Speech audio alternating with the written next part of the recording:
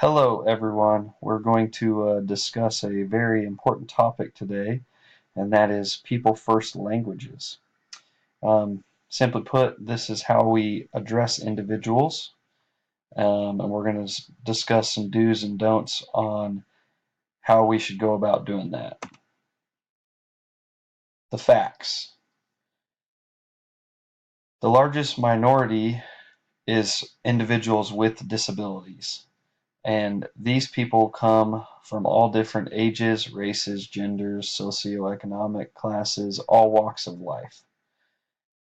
Individuals with disabilities can begin at birth or they can be acquired throughout someone's life. For example, a person born without a limb would be a disability acquired at birth. And say, for example, a person had to have a limb amputated, that would be a disability that is acquired through their lifetime.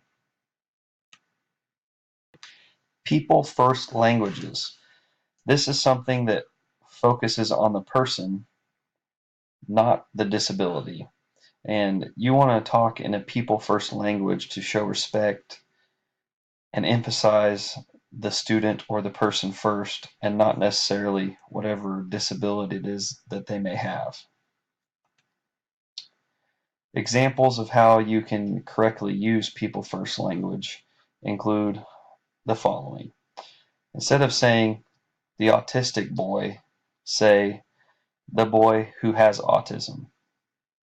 And instead of saying the girl in the wheelchair, say the girl who uses the wheelchair. These are just ways that we can put the person first instead of the disability.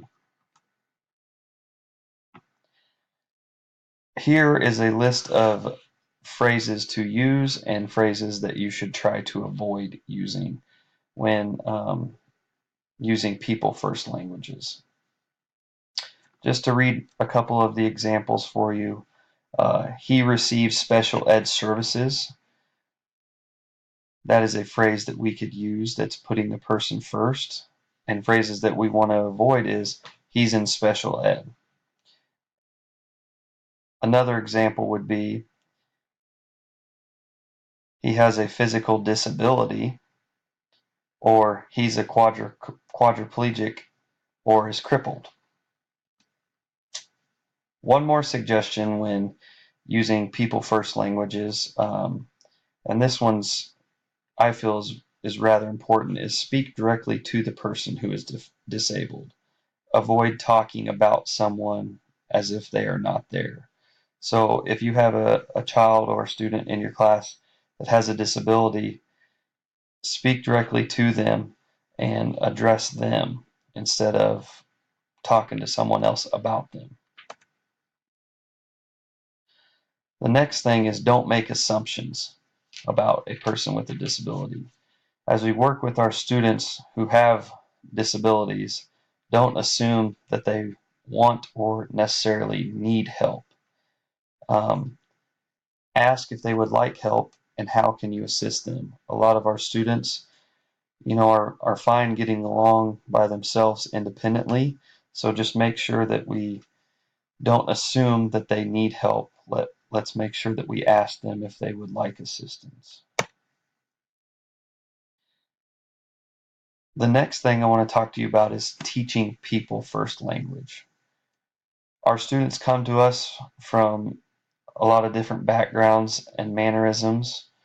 I feel it's our responsibility to teach them the correct way to act towards people, and we need to lead by example. So the best thing we can do is the stuff that we've discussed in previous slides is just, be that educator that's going to lead by example, show positive manners, and show the correct way to speak to individuals, and our students will follow suit. Any questions or concerns with any of the people first languages that we've discussed?